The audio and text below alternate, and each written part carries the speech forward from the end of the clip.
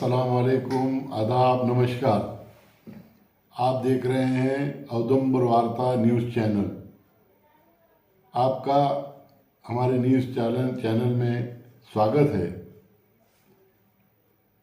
तुम गिराने में लगे थे, तुमने ये सोचा ही नहीं, मैं गिरा तो मसला बन के खड़ा हो जाऊंगा। मुझको चलने दो, अकेला है अभी मेरा सफ़र। मुझको चलने दो, अकेला है अभी मेरा सफ़र। रास्ता रोका तो काफिला बन जाऊंगा। मैं अकेला ही चला था जानिबे मंजिल मगर, मैं अकेला ही चला था जानिबे मंजिल मगर, लोग साथ आते गए कारवां बनता गया। दोस्तों, मुझे हमारे एक बुजुर्गों की एक कहावत याद आ रही है। किसी ने कहा कि एक शख्स बाजार से बकरी का बच्चा लेके खरीद के जब घर तरफ आ रहा था तो कुछ बदमाश लोगों ने यह सोचा कि इसके बकरी के बच्चे को जो है तो छुड़ा के हम खा जाएंगे, और उसके लिए उन्होंने एक प्लानिंग करे और हर 100 मीटर के ऊपर 8-10 लोग एक खड़ा हो गया। बकरी ले जाने वाले को कोई कह रहा है कि अरे चाचा, कहाँ कुत्ते का बच्चा लेके जा रहे हो? उन्होंने कहा कि मैंने बकरी का बच्चा बाजार से मोल लाया हूँ। आगे गए, तीसरा मिला, मामू कहाँ बकरी का बच्चा, कुत्ते का बच्चा लेके जा रहे हो? उन्होंने कहा ये बकरी का बच्चा है, मैंने मोल लाया बाजार से। अरे क्या बात कर रहे हैं, ये तो कुत्ते का बच्चा है। कुछ 100 मीटर आगे गए तो दूसरा कोई मिला और उसने फिर बोला कि ये कुत्ते का बच्चा कहाँ ले जा रहे। इस तरह से 7-8 लोगों ने बोलने के बाद वो परेशान हो गया, उसका दिमाग विचलित हो गया और वो ये सोचने पे मजबूर हो गया कि कहीं मेरा तो दिमाग खराब नहीं हो गया कि मैंने बकरी के बच्चे के बजाय कुत्ते का बच्चा मोल ला लिया। तो घर में जाने से पहले उसने बकरी के बच्चे को छोड़ दिया। वो बदमाशों ने बकरी के बच्चे को लेके भाग गए।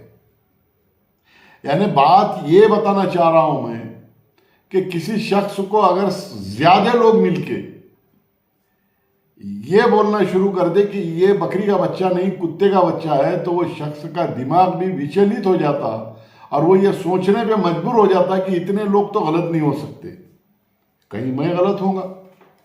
और वो ये समझ के वो बकरी के बच्चे को जिस तरह से छोड़ दिया, उस तरह से अपने मंजिल को, अपने काम को, अपने पार्टी को, अपने नेता को, अपने कारोबार को छोड़ देता इंसान। उसका दिमाग विचलित हो जाता। बस इसी तरह से हमारे देश के अंदर हो रहा है। राहुल गांधी को जो पप्पू बनाया गया, पप्पू है। मैं तो यह समझता हूं कि हिंदुस्तान के अंदर जितने सियासी पार्टी के लीडरान हैं, उन तमाम से सबसे ज्यादा पढ़ा लिखा इंसान अगर कोई है तो वो राहुल गांधी है। और वो इंसान को ये लोगों ने पप्पू बनाया और हम पप्पू समझते हुए हमने जिस खानदान ने देश के वास्ते बलिदान दिया, जिस खानदान ने देश का विकास करने के लिए अपनी जिंदगी को देश के लिए लुटा दिया, उस घराने के बच्चे को हमने दूर कर दिया और हमने ऐसे लोगों को सत्ता में बिठाया जो लोग आज देश को अलग अलग हिस्सों में बेच रहे हैं, गाहन रख रहे हैं, और वो लोगों को हमने सत्ता में बिठाया। तो मेरे दोस्तों, 2024 के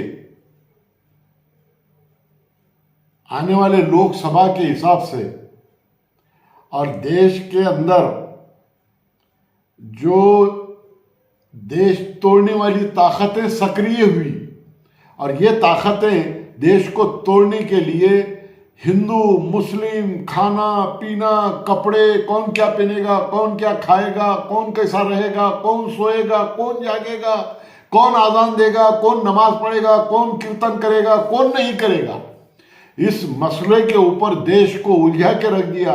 आज मामला ये हो चुका है कि देश गृह युद्ध के दहाने पे खड़ा हो गया। ऐसे हालात में राहुल गांधी एक बहुत बड़ी पद यात्रा, भारत जोड़ो यात्रा जिन्होंने निकाला वो यात्रा को लेके फिलहाल चल रहे हैं। राहुल गांधी ने जो भारत जोड़ो यात्रा निकाली, वो यात्रा 12 राज्यों से गुजरने वाली है देश के अंदर, और ये पहले टप्पे की यात्रा है। मैंने तो सुना कि इस भारत जोड़ो यात्रा भाग 2 की भी तैयारी हो चुकी है। तो ये भाग 1 समझ लो 12 राज्यों से गुजरने वाली है, जो 3,500 किलोमीटर, कितने 3,500 किलोमीटर, 3,500 किलोमीटर से ज्यादा का रन तय करने वाली है। पैदल चल रहे हैं।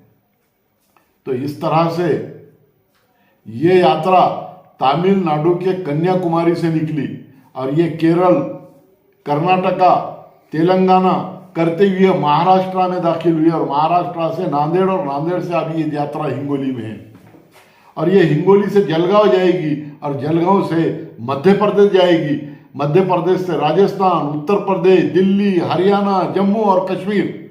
इस तरह से ये यात्रा चलने वाली है। और ये यात्रा राहुल गांधी ने निकाली, तो क्या यात्रा इस देश को बचाने के लिए जो ताकत राहुल गांधी ने झोंकी, जिस राहुल गांधी के घर में, जिसके पंडित जवाहरलाल नेहरू 17 साल, इंदिरा गांधी 16 साल, राजीव गांधी 15 साल, 5 साल, इस तरह से 38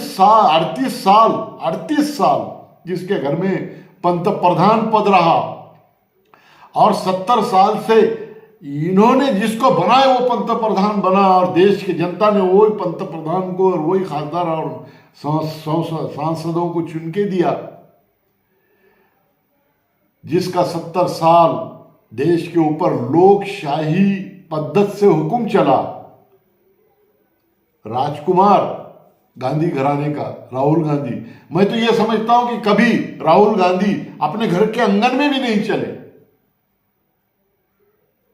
जिनके सुरक्षा के लिए लोग, जिनको गोद में लेने के लिए लोग बचपने से, झूला झुलाने के लिए लोग, वो गांधी घराने का राजकुमार। लेकिन देश के अंदर जो माहौल तैयार हुआ, जो हालात बने देश को तोड़ने वाले, देश को बेचने वाले, समाज को तोड़ने वाले, हिंदू, मुस्लिम, बौद्ध, सिख, ईसाई, अलग अलग समाजों को बांट देने वाले, यहां तक के हालात बन गए कि घर में पति पत्नी, बेटा बाप को बांटने वाले हालात इस वक्त देश के अंदर बन गए। ऐसे हालात में देश को बचाने के लिए, देश की अखंडता और एकता कायम करने के लिए राहुल गांधी मैदान में निकले।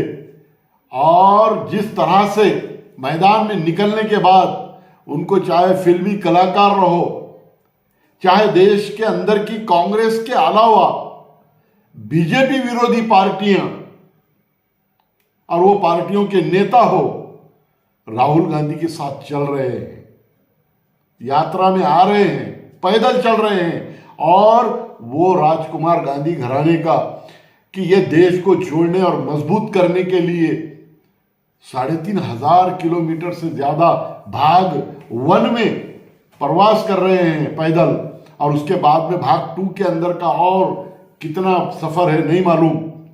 इस तरह से ये देश की मोहब्बत है, ये देश की मोहब्बत है। आज जो भी लोग सत्ता में बैठे हैं और वो अपने आप को देश के बहुत बड़े भक्त समझ रहे हैं, देश के भक्त समझ रहे हैं, गलत है, गलत है। देश के भक्त वो लोग हैं, जिस तरह से मैं कहना चाहूंगा कि पंडित जवाहरलाल नेहरू, देश आजाद हुआ, अंग्रेजों ने इस देश से सब कुछ लूट के लेके चले गए, सब कुछ इस देश से लूट के लेके चले गए, कुछ नहीं रखा इस देश के अंदर।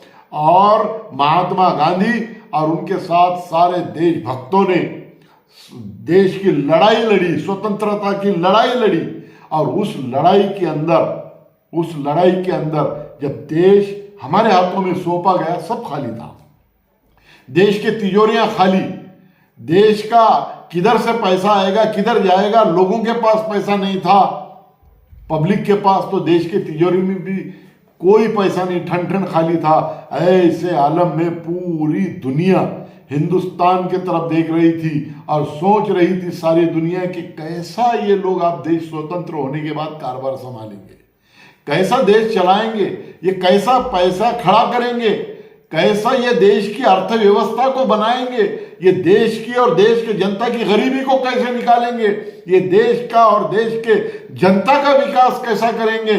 तब लोगों की नजर जाती थी पंडित जवाहरलाल नेहरू की तरफ। पंडित जवाहरलाल नेहरू बैरिस्टर थे और लोगों की नजर जब पंडित जवाहरलाल नेहरू की तरफ जाती तो लोगों को, दुनिया के लोगों को, दुनिया के नेताओं को थोड़ा सा समाधान होता था कि ये शख्स है जो देश को संभाल सकता है, देश को बचा सकता है, यहाँ की हुकूमत को चला सकता है। और हुआ ऐसा ही, पंडित जवाहरलाल नेहरू पंतप्रधान बने।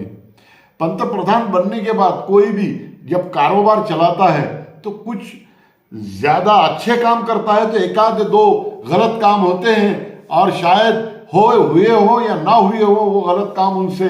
लेकिन आज कुछ पार्टी के सियासी लोग उन बातों को उछाल कर पंडित जवाहरलाल नेहरू को बदनाम करने की कोशिश करते हैं। मगर पंडित जवाहरलाल नेहरू ने जिस ढंग से देश को संभाला, देश की अर्थव्यवस्था को बनाई, दूसरा कोई बनाना मुश्किल था। और इस तरह से उन्होंने हुकूमत की। और हुकूमत नहीं तो महात्मा गांधी के साथ इस देश के लड़ाई में अंग्रेजों के खिलाफ शामिल रहे और फ्रीडम स्ट्रगल में महात्मा गांधी से प्रभावित होकर भाग लिया उन्होंने। और 1922 में पहली बार जेल में गए। कब? 1922 में। और 1945 में आखिरी बार जेल में गए। और इस तरह से 9 बार इस दरमियान उन्होंने जेल में गए और सबसे कम 12 दिन जेल में रहे और सबसे ज्यादा 1041 दिन पंडित जवाहरलाल नेहरू जेल में रहे। ये नहीं तो पंडित जवाहरलाल नेहरू के साथ मोतीलाल नेहरू, उनके पिताजी, ये भी जेल में गए। जब भारत के अंदर प्रिंस ऑफ वेल्स जब भारत में आया और उसने भारत में आने के बाद हमारे हिंदुस्तान के अंग्रेजों के खिलाफ लड़ने वाले, वो चाहे महात्मा गांधी रहो, पंडित जवाहरलाल नेहरू रहो, ये सारे लोगों ने उसके आने पर बहिष्कार डाला था। और बहिष्कार किस तरह से कि अपने घरों से कोई नहीं निकलेगा, रास्ते सारे सुनसान रहेंगे। और इस तरह से कोई उनके घरों से नहीं निकला। तो इलाहाबाद जब वो पहुंचा तो सारा इलाहाबाद सुनसान था। इलाहाबाद के अंदर आनंद भवन बोल के इनका घर था, पंडित जवाहरलाल नेहरू का और मोतीलाल नेहरू का। तो आनंद भवन से पंडित जवाहरलाल नेहरू और मोतीलाल नेहरू को उस तरह से अटक किया गया और उनको जेल में भी डाला गया। तो इस तरह से आज़ादी की लड़ाई लड़ी। उसके बाद में देश की हुकूमत, पंतप्रधान पद आने के बाद पंडित जवाहरलाल नेहरू ने बेहतरीन तरीके से देश को चलाया। और इस तरह से पंडित जवाहरलाल नेहरू ने 17 साल हुकूमत करके देश के सर को सारे दुनिया के सामने ऊंचा कर दिया। और पंडित जवाहरलाल नेहरू के बाद 24 जनवरी 1966 में इंदिरा गांधी पंतप्रधान बने भारत के। इंदिरा गांधी ने वो बेहतरीन निर्णय लिए देश की कि मैं समझता हूं कि आज तक किसी पंतप्रधान ने इंदिरा गांधी जैसे डैशिंग निर्णय लिया हो शायद। इतने बड़े बड़े इंदिरा गांधी ने देश के हित में निर्णय लिया और वो निर्णय लेते हुए इस तरह से एक पहली महिला पंतप्रधान भारत की देश को चलाया कि दुनिया के अंदर देश की आन बान और शान को बढ़ाया। लेकिन इंदिरा गांधी का वो बयान जो अपने शहीद होने से 27 घंटे पहले 23 अक्टूबर 1984 को शाम में उड़ीसा की राजधानी भुवनेश्वर में जो उन्होंने बयान दिया, वो बयान सुनने के बाद दिल ऐसा दहल जाता है। थोड़ा सा वो बयान को सुन लो। चिंता नहीं है कि मैं जीवित रहूं या नहीं रहूं, मेरी लंबी उम्र रही है और मैं ये इस पर मुझे अगर गौरव किसी चीज पर है तो इस पे है कि सारा जीवन मेरा सेवा में गया, केवल इसके गौरव है और किसी चीज नहीं। और जब तक मुझ में सांस है तब तक सेवा ही में जाए, और जब मेरी जान जाएगी तो मैं कह सकती हूँ कि एक एक खून का खतरा जितना मेरा है वो एक एक खून एक भारत को जीवित करेगा, भारत को मजबूती देगा। और मेरी आशा है कि नौजवान हो या महिलाएं हो, ये सब इसको। आपने देखा कि इस वीडियो के अंदर मुझे ऐसा लगता है कि जैसा इंदिरा गांधी को ये समझ में आ गया था कि मेरी हत्या होने वाली है और देश के लिए मेरी कुर्बानी होने वाली है, क्योंकि इंदिरा गांधी ने अपने पड़ोस में जो दुश्मन थे उनको इस तरह से धूल चटाई थी कि इंदिरा गांधी को भी लग रहा था कि ये कहीं ना कहीं जाके मेरे ऊपर जो है तो खतरा मंडरा रहा है। और हुआ ऐसा ही कि बस उसके इस स्टेटमेंट के 27 घंटे बाद इंदिरा गांधी को शहीद कर दिया गया। इंदिरा गांधी ने देश के लिए अपना बलिदान दिया, अपने खून से इस देश को इंदिरा गांधी ने सींचा। और इंदिरा गांधी के बाद राजीव गांधी 1984 में पंतप्रधान बने। राजीव गांधी ने ये अपने खानदान के तीसरे पंतप्रधान थे जो सबसे कम उम्र के थे। और राजीव गांधी ने देश के लिए देश के आय सूचना प्रायोगिक और संचार की क्रांति खड़ी कर दी देश के अंदर। और राजीव गांधी बहुत यानी 5 साल की हुकूमत में अपनी कम उम्र में हुकूमत के कम पीरियड में 21 मई 1991 को मद्रास से 30 किलोमीटर परमबिदूर में उनको भी शहीद कर दिया गया।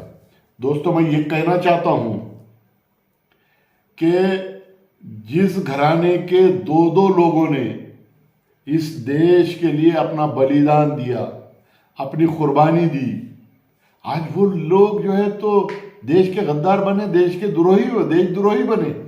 और जो लोगों का ना देश के स्वतंत्रता के लड़ाई में कोई हिस्सा था, ना जो लोगों ने देश के लिए कुछ किया, वो लोग बोल रहे हैं कि गांधी घराने ने देश के लिए क्या किया।